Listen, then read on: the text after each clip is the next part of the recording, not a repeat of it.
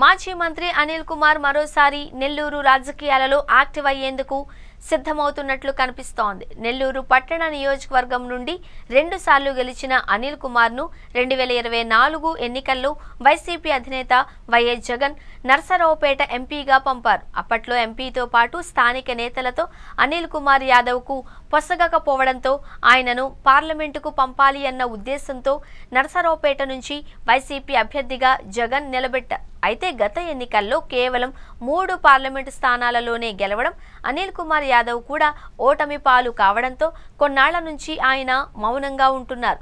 అయితే గత కొద్ది రోజుల నుంచి ఆయన తిరిగి నెల్లూరు రాజకీయాలలో యాక్టివ్ అవుతున్నట్లు కనిపిస్తోంది. వరుసగా కార్యకర్తలతో సమావేశమవుతున్నారు. వైసీపీ అధినేత వైఎస్ జగన్తో సమావేశమైన తరువాత ఆయనకు క్లారిటీ వచ్చినట్లుంది. అందుకే తిరిగి ఆయన నెల్లూరు జిల్లా పాలిటిక్స్ లోనే కొనసాగాలి అని నిర్ణయించుకున్నట్లు కనపడుతోంది. నెల్లూరు జిల్లాలోనే ఎక్కువగా తిరుగుతూ పార్టీ క్యాడర్ను తిరిగి ఉత్తేజం చేసే ప్రయత్నం అనిల్ కుమార్ యాదవ్ చేస్తున్నారు. 2024 ఎన్నికల ముందు వరకు నెల్లూరు జిల్లా వైసీపీకి కంచుకోటగా ఉండేది. కానీ 2024 ఎన్నికల్లో పూర్తిగా ఫ్యాన్ పార్టీ పట్టు కోల్పోయింది. గెలిచే స్థానాలలో కూడా ఓటమి పాలైంది.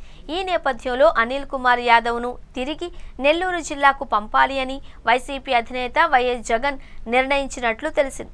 ఈ మేరకు ఆయన మాటలను ఆహార్యం చూస్తూ ఉంటే అర్థమవుతుంది. నెల్లూరు జిల్లా అనిల్ కుమార్ సొంత ప్రాంతం కావడంతో పాటు బీసీ సామాజిక వర్గానికి చెందిన నేత కావడంతో అనిల్ను తిరిగి జిల్లా నుంచి పోటీ చేయించే అవకాశాలు ఎక్కువగా ఉన్నాయి అని తెలిసింది.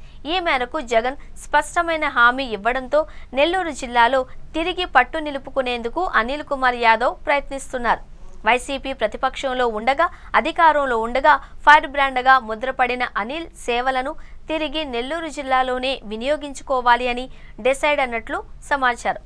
అయితే మరొక ప్రచారం కూడా విస్తృతంగా జరుగుతోంది. అనిల్ కుమార్ యాదవ్ చూపు వెంకటగిరి వైపు పడింది అని పెద్ద ఎత్తున సోషల్ మీడియాలో క్యాంపెయిన్ జరుగుతోంది. అయితే వెంకటగిరిలో ఇప్పటికే ముఖ్యమైన నేత నేదురుమిల్లి రామ్ కుమార్ రెడ్డి ఉండడంతో ఆయనను తప్పించి అనిల్ కుమార్ యాదవ్ను పంపుతారు అని అనుకోలేం.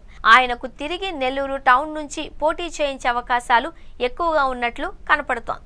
అనిల్ కూడా తనకు పట్టున్న నెల్లూరు పట్టణం నుంచి తిరిగి పోటీ చేయాలి అన్న పట్టుదలతో ఉన్నట్లు కనిపిస్తోంది. ప్రస్తుతం నెల్లూరు సిటీ రూరల్ కోఆర్డినేటర్గా అనిల్ కుమార్ యాదవ్ కొనసాగుతున్నారు.